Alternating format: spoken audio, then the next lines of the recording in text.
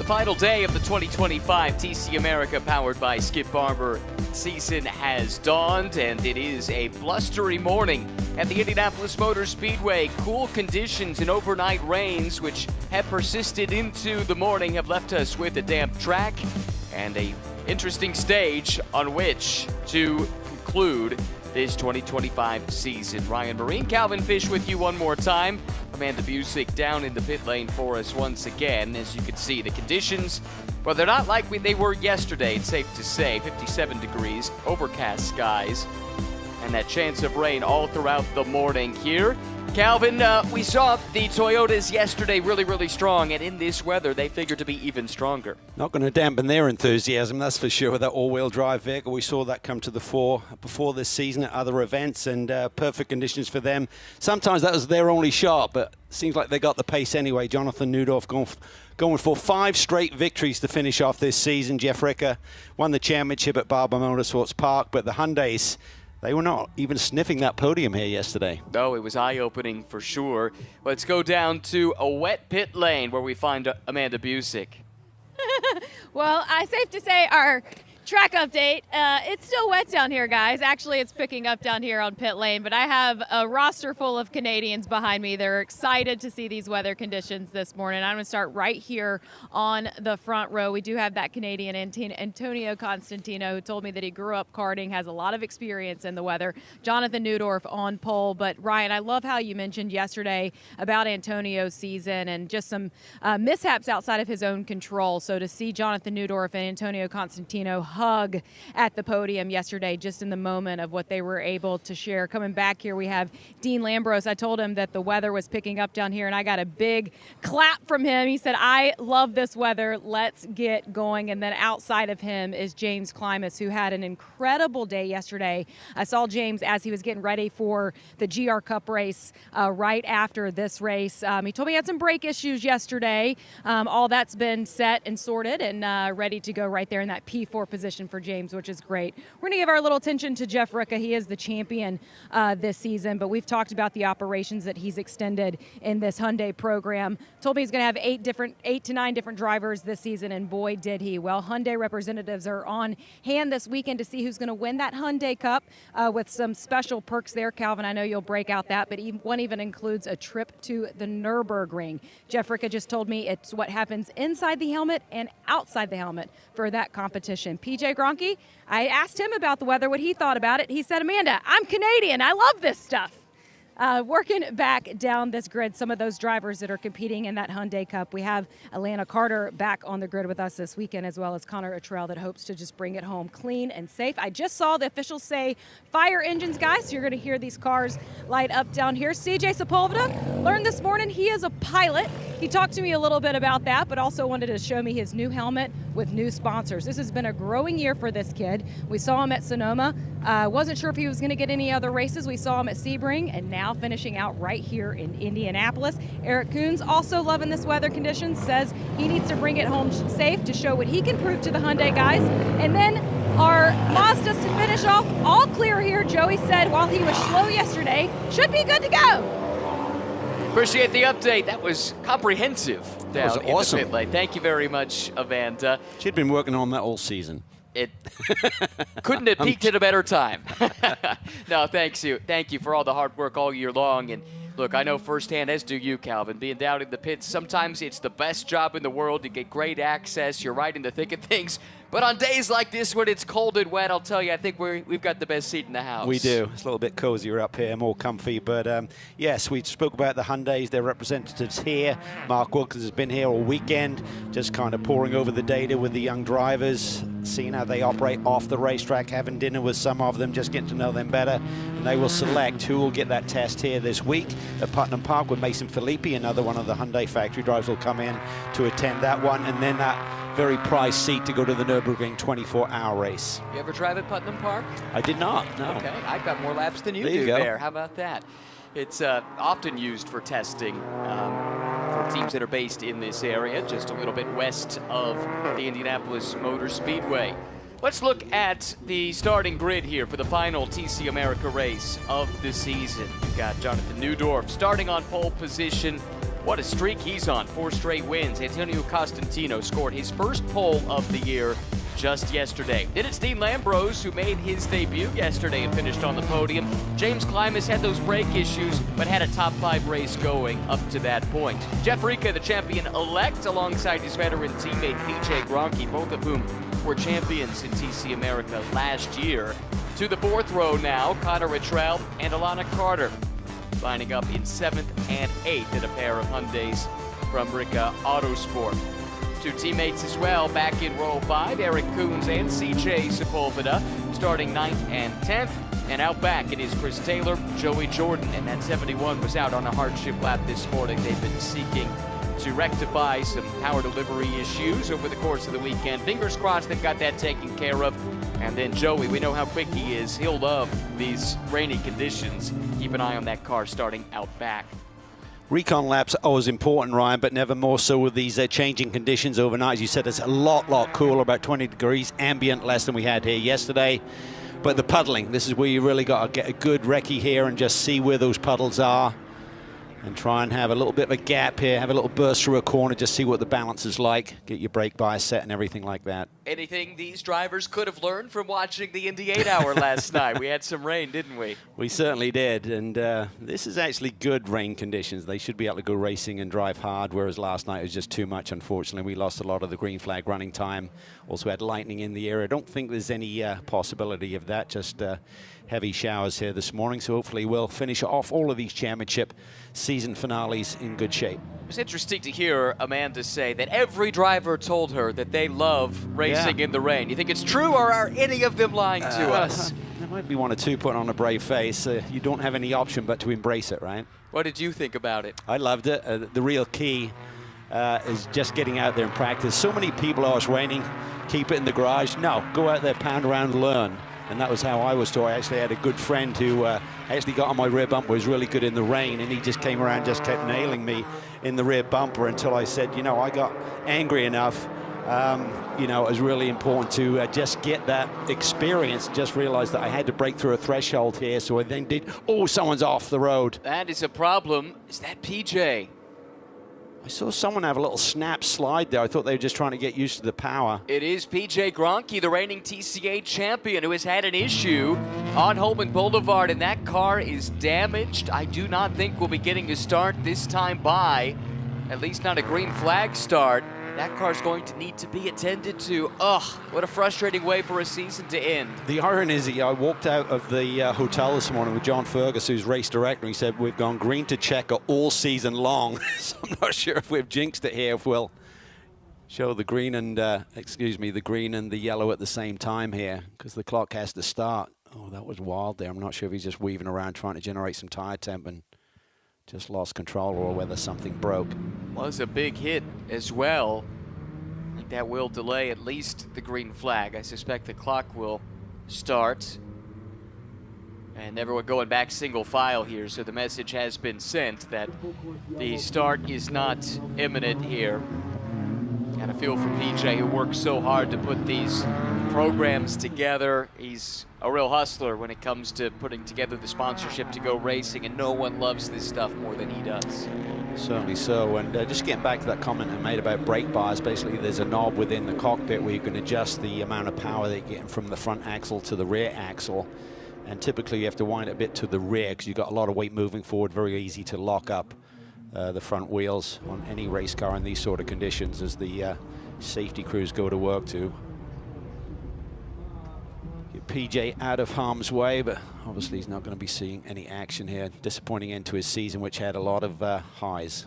Yeah, it did indeed. I think he came in as the reigning TCA champion thinking could have a chance to fight for the TC title in this combined touring car field this year, and took him a little while to come to grips with the race car. That's not quite been the season that he dreamed up, but nevertheless, he's been a fixture on the podium this year. He's finished third 6 times, something to that effect. Comes in third in points, and as we did the math earlier, looks like he is locked into that 3rd spot in the championship, so this result will not affect that at all. But boy, what a frustrating result here this morning. talked about it some, didn't we, during the 8-hour last night? All of those laps behind the safety car, that you can't take it for granted that this is going to be the finishing order. These things can happen, and this is proof positive.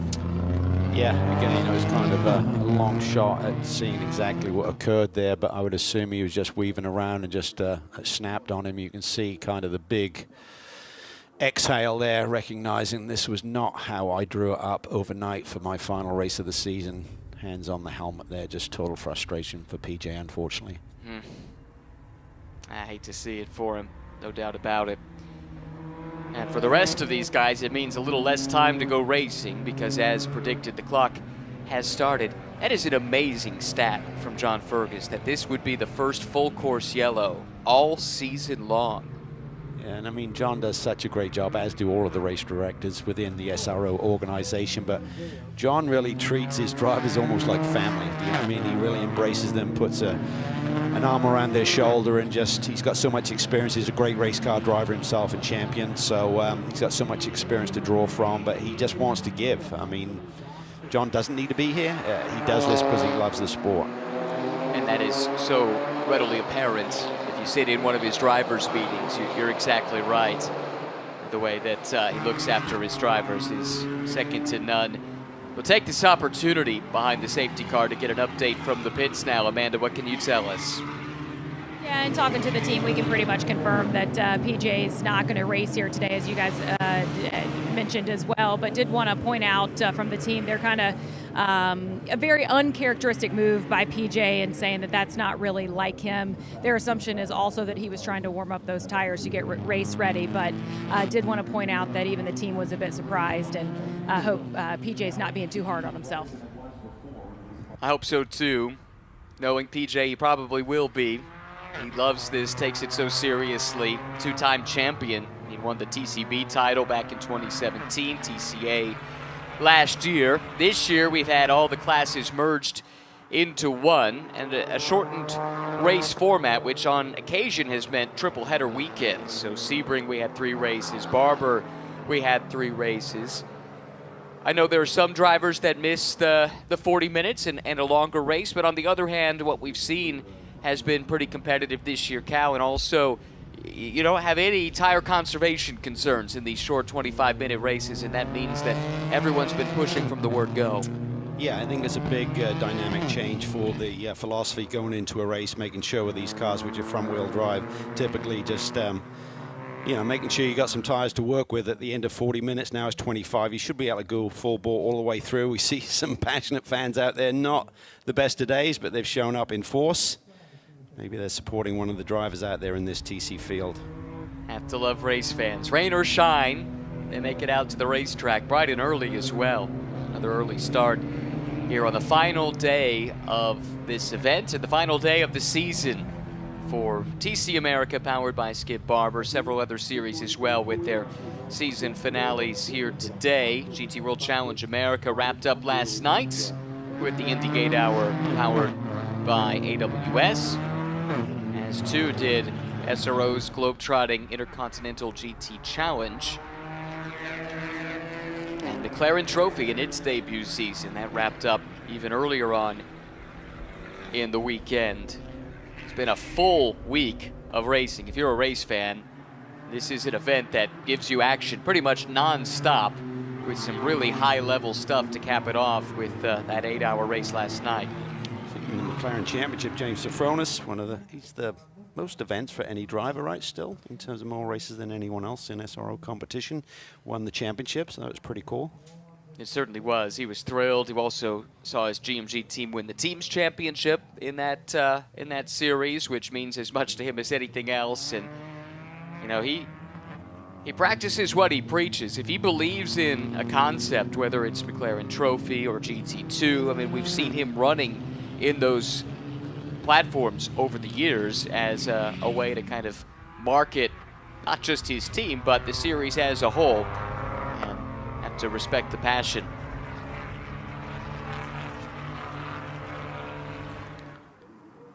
See if we can get a little look here as to state of play with PJ's car and the service vehicle here. Let's take a look this getting it sorted out. There you see the flatbed coming down. Not always the easiest recovery if the front wheels in particular aren't pointing the right direction. Yeah, and you lose ride height and stuff, so it becomes a bit of a skid just getting it on there. Crew here is second to none. They'll get that taken care of. Another look here, back of the shot, middle of the pack, in the middle of the spray. It is some aggressive weaving. Yeah. And then just loses traction. Well, it happens. Again, go back to Scott McLaughlin on the formation lap at the Indy 500 this year. Famously, 1992, very similar conditions, not wet, but cold. Roberto Guerrero was the pole sitter of the Indy 500. That was coming on out of turn 2, right? It was. On the back stretch, Good memory. Exactly right. Unfortunately, Roberto might be better remembered for that than any of the other accomplishments of his career, a bit unfairly, quite frankly. Yeah, I think so. He was a great driver. One of the... And such a nice guy. Yeah. Just one of the nicest people in the paddock. He's like an Oz Negri. He's just a beautiful man. One of the best resumes of a non-winner in Indy 500 history. Very close to winning 1987. He had a clutch failure on his final pit stop, and that allowed Al Unser Sr. to come through and take his 4th Indy 500 win. That's not the year when Al was with the backup It cars. was. Okay. It was. So since we have a moment, go down that rabbit hole. Danny Ungaius was supposed to drive for Roger Penske that year. Big Al had been left without a ride and didn't want to take a lesser ride, but when Danny was injured in a qualifying crash, they called up Al Unser Sr., drug a year-old car out of either a museum or a hotel, depending on which story you've been told. But basically, it was a year-old car that was on display. Brought it out to the Speedway, prepared it for Big Al, and he went on to become a 4-time winner of the 500. Just the second at the time. Now there are 4. But that would not have happened without Roberto Guerrero's clutch failure, and that is how we got on the subject anyway, talking about Roberto in 1992. Let's see here. They might be able to go straight there with PJ's car down into turn 7, and the lights are off on the safety car. So this is where the drivers should have really had a good chance to get some heat built into those tires, and you can do that 2 ways, obviously waving around like PJ was, but more typically you're just leaning on the brake pedal and the gas pedal at the same time and just dragging the brake, and that will build heat through the brake caliper into the upright and ultimately into the wheel and tire. Now we've had to wait a little while to get started, but it shouldn't be much longer now. Just about 15 minutes, that's it, to go racing here for the final time. All the major championship positions pretty much wrapped up at this stage, so you can race free. Jeff Rica, the champion-elect. Neudorf has clinched 2nd place. Gronke, despite this DNF, has clinched 3rd place in the championship, and now the field coming into alignment, getting ready to see our first green flag of the final race of the season. A couple of Toyotas on the front row, and another one lining up on the inside of row number 2. They are 4-wheel drive, don't forget. These are ideal conditions for that machine, so keep an eye on those 3. Then you've got Lambros in the Acura, Jeff Rica in the first of the Hyundais, and then a whole fleet of Hyundais following with the 2 Mazdas out back. Here comes the field now, onto the front straightaway, looking to the flag stand as they approach the acceleration zone, ready to get the green flag out for the final time in 2025. There it goes, and we're racing at the Indianapolis Motor Speedway. Good getaway by Neudorf. Pretty good getaway as well, actually, by Lambros in the Acura. He's challenging Costantino here for the 2nd spot. Klimas has dropped back a little bit. Rica with a nice move up the inside, and then it's a big group. Ooh, that's tight. 3 wide Joey further Jordan back. goes for a spin. That was unfortunate. That was Coons, I think, who just got into there. It's 3 cars into 2. Wasn't going to work. It's a real funnel effect there through turn 1 and turn 2. But Lambrose is up on the wheel, gets side by Constantino, and secures P2 as they enter the 5-6 chicane. That was really well done. From the second row, Lambrose splitting the two JMF Motorsports Toyotas to jump into the second spot in his Acura. And I think he's got thoughts of the lead as well. So Amanda told us that he was licking his chops here in these wet conditions. We thought the all-wheel drive Toyota would have a big advantage, but certainly Lambrose has got something to say about the win here this morning. Yeah, we were wondering if any of them were lying to us. I think it's safe to say Dean was not.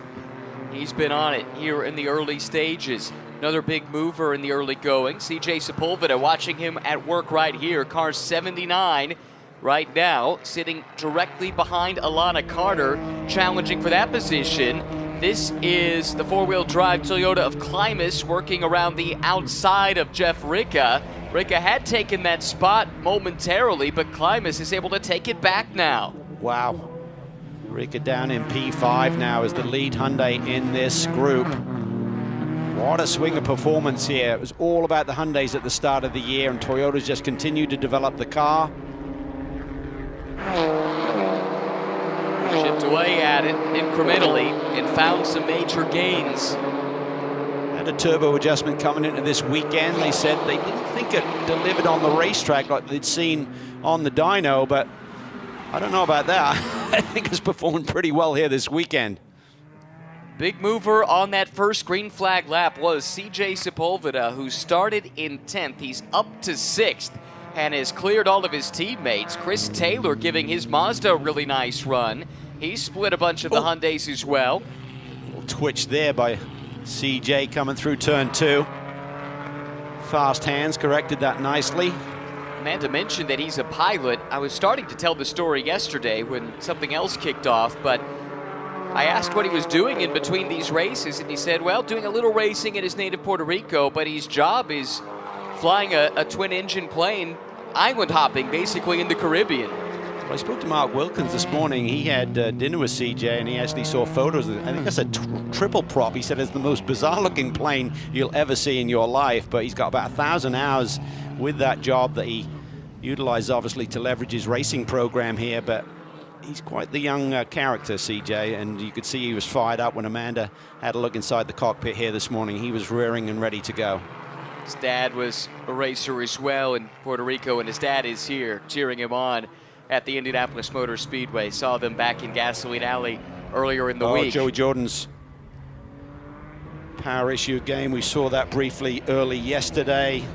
It's got to be so frustrating for Joey, the amount of effort that goes into these development programs, and continues to have a few issues here today. He had made a nice jump too, passing several cars in the wet. We figured these conditions would be right up his alley. And you can see what his teammate Chris Taylor is doing in the black Mazda right here, starting to put pressure on Alana Carter now.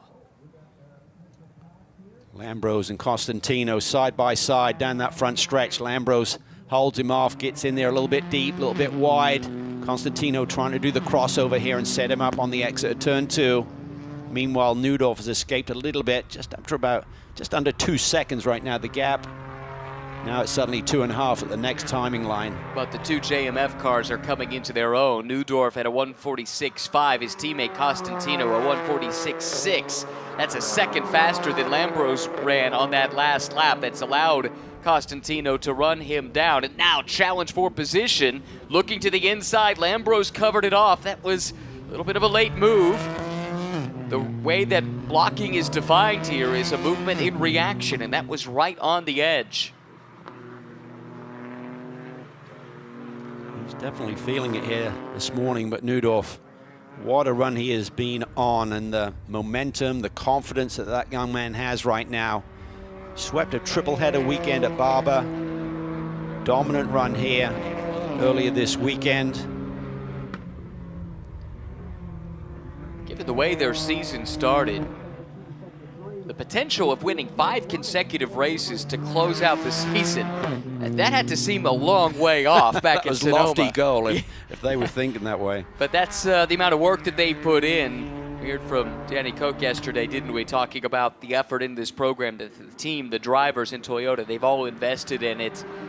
and it's paid off here toward the end of the year. Yeah, Danny's just effusive in his praise for Toyota and the support that they've given that group. They knew it was going to be a long year, a development year, required a lot of patience, but every step of the way, whatever they needed, Toyota were there. You can see Nudorf there breaking in the middle of the road. The reason he's doing that, there's a bit more bite there. When you're on the racing line, that's where it's a lot smoother and worn out. The oil from the race cars goes down. In the wet, you're looking for where the grip is. So it's not the ideal theoretical racing line around the racetrack. It's more about where the grip is. Is that something you can feel out a little bit on those formation laps? You can. Yeah. You know, obviously, if you've had experience here at Indy in the wet, you'd know that. Some racetracks, Mid-Ohio used to be one where there was a big racing line. You just figure out a way to get off the normal dry line wherever you could, so big, wide radiuses. Then you still got a crossover in some sections when you're crossing back over, particularly when you're putting power down, it gets super tricky. But this battle is going nowhere. Constantino, that was a great move around the outside. That'll give him the inside for the next one, but you can go side by side here for 3 or 4 corners. Constantino has to give it up. Looks to the inside, tucks nose in nicely, keeping it nice and clean, very respectful. Lambros is doing a wonderful job. First weekend in the series, and to some degree fighting with a bit of a blunt weapon here. Front-wheel drive car up against a four-wheel drive car, and nevertheless able to fend off the challenge. Taylor, I think, is picking up a few more spots. Carter's dropped back a few now, hasn't she? And a Trell. Taylor right in the middle of this mix. No, Carter's still out there. Apologies, still waiting this 4-car train. But 9th and 10th, Coons and Trell. Really good scrap here. A little wiggle there, you could see there, got into the deep water, had a little moment, had to crack the throttle and open up his hands there. That got him up onto the high banks almost there through the speedway. Using every bit of pavement that's available to him. Back to the fight for second. Constantino, does he have it this time? Not quite. Lambros fights back with the inside line here into turns 3 and 4. Look at this battling. Suddenly Nudorf has nearly a 7-second gap. It's fun, but it's not quick when you're compromising your lines like these two racers are at the moment, but certainly a lot of fun. They're both battling hard for that P2, it looks like it's going to be at the end of the morning. Toyota with 3 of the top 5 times in Sector 2. Here we go again. Lambros defends the inside. Constantino trying the outside. Oh, that might have been a little touch. And Constantino certainly ended up with 2 wheels off in the grass. Yeah, that was a little bit close for comfort. He's got time to recover here. Still got 6 minutes left on the board. Just an update from Amanda on pit lane. It's an electrical sensor that controls the camshaft timing for Joey Jordan's car, unfortunately, and they've changed everything on that car, including an engine swap, to try and sort it out. Let's take another look at this replay down into turn 7.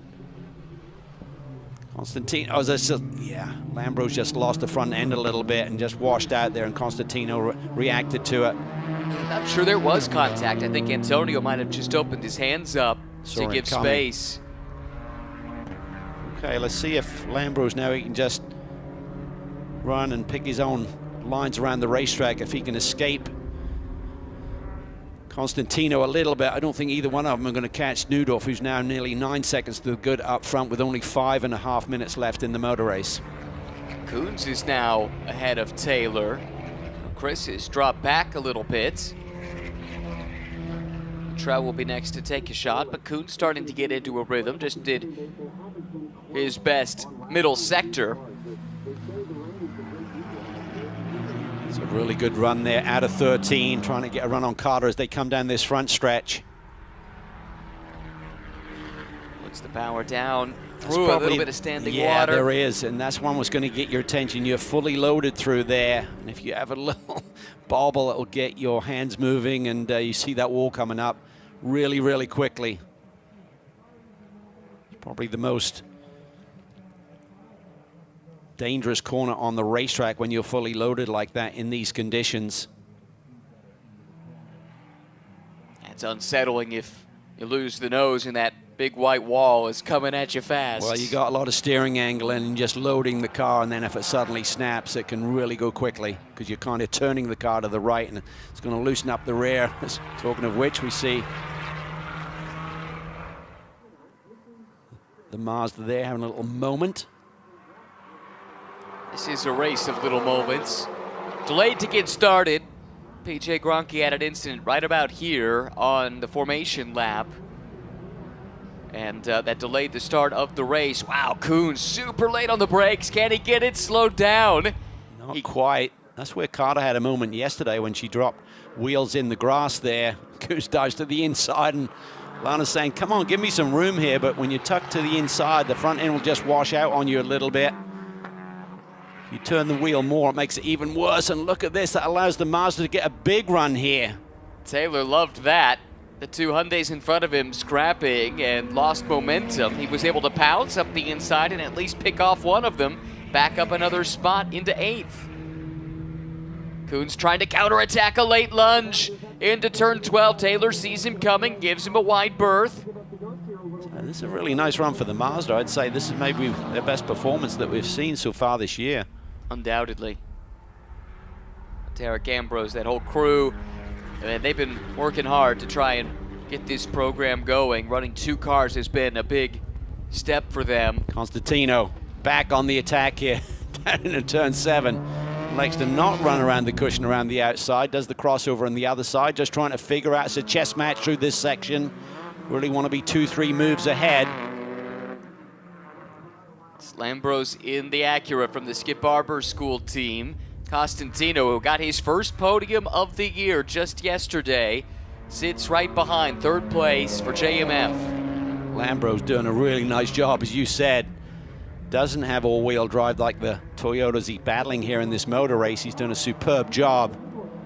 Team's done a great job as well with Skip Barber Racing to give him a good race car, of course, but conditions like this, the driver can make a big difference. 2 drivers here that come from single-seaters. You've made that transition. Going from driving a single-seater in the rain to being in one of these closed cockpit cars. We'll talk about that in a second. It's Coons again. He's back by Taylor. Takes another run at Carter here. Fighting for 7th and 8th right now. Trying to be respectful. Oh, you can see there just, you know, with the front wheel drive, if you try and turn the wheel too much, it spins the wheels up a little bit and it just suddenly slides the front end out. That allows Coons through to take 7th place. And a change of position, finally. Wow, Costantino's been hammering at the door, and finally he broke through. Managed to get around Lambros, and now we'll see if he can pull away. Yeah, I don't think Lambros has given up on this hope of a runner-up position here. Doing everything he can. Reversal of positions here, coming down into the turn 7 brake zone. Let's see what Costantino has learned and what line he adapts here. Lambros dancing the nose on the brake pedal there.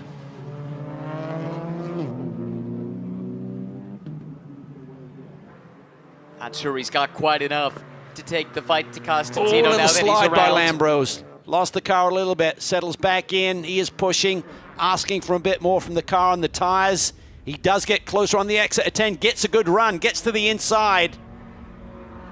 Costantino has to take the wide radius here, opens the door to the inside. Here comes Lambros trying to take the spot back, and he will for the loses moment. the front end momentarily.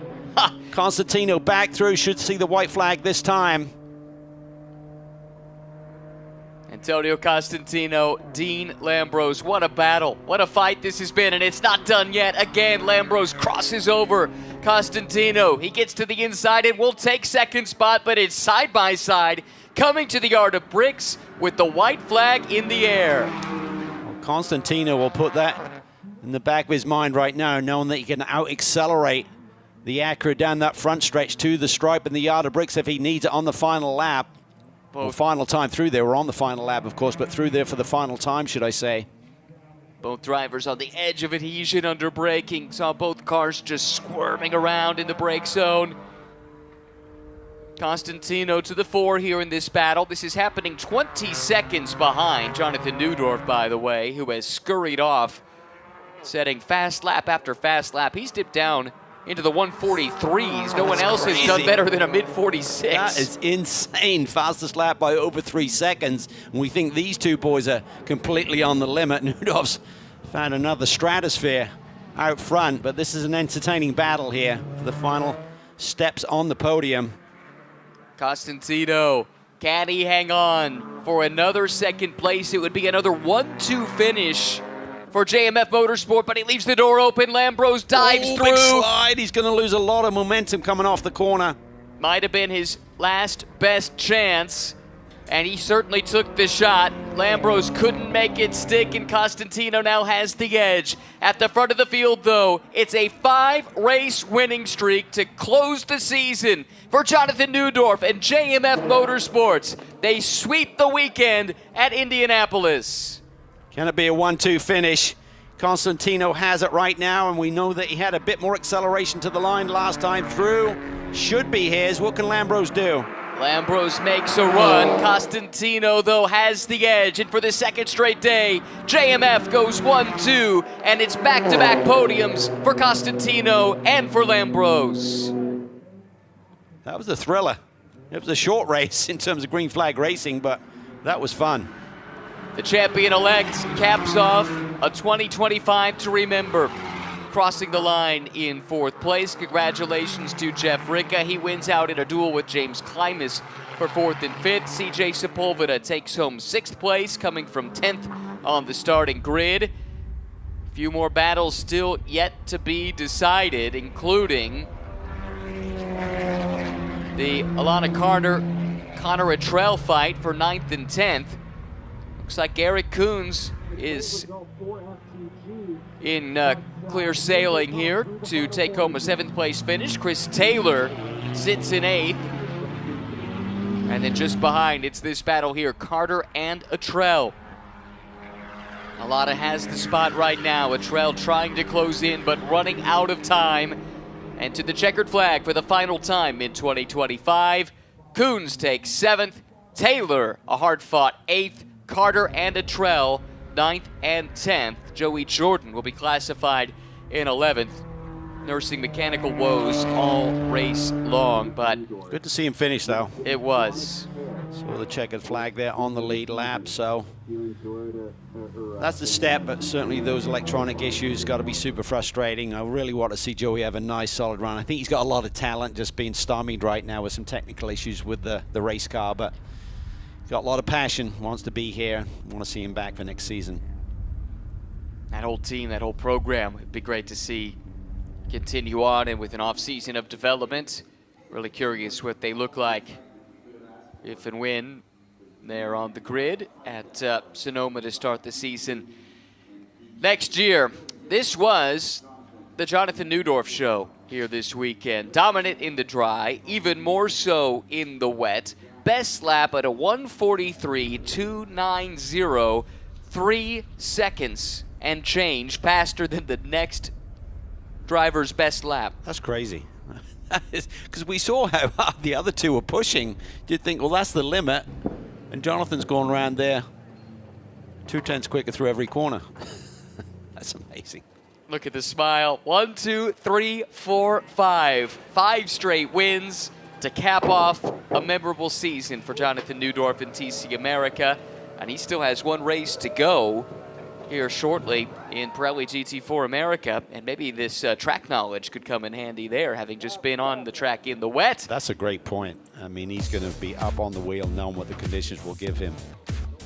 Provisional race results here. Neudorf, Costantino, Lambrose. That's the podium for the 2nd straight day in the same order. Ricca 4th. Would have, I'm sure, loved to have taken home some hardware in the final weekend of the season, but he gets the big trophy tonight at the banquet as the season-long champion. James Klimas, good to see him hang on for that 5th place finish. Was running in that position yesterday before he had the braking issues. Yeah, certainly a great pace all weekend. That's why he qualified on the 2nd row here today, and a solid top 5 to end the season. Matches a season best result for him as well. Chance to hear from our winner now. Let's get to him quickly because he's still got a race to run, Amanda. Yeah, we're going to walk him over to the grid to get ready for this GT4 race. And Jonathan, you talk about the season that you had to close out here in TC America. What will this year mean to you in that format? You know, it was super special. You know, I think back to VIR today when I got my first win in the car when we were still on the back foot. You know, when I seen the rain, I just kind of got happy again. I knew the Toyota with the all-wheel drive would be very strong.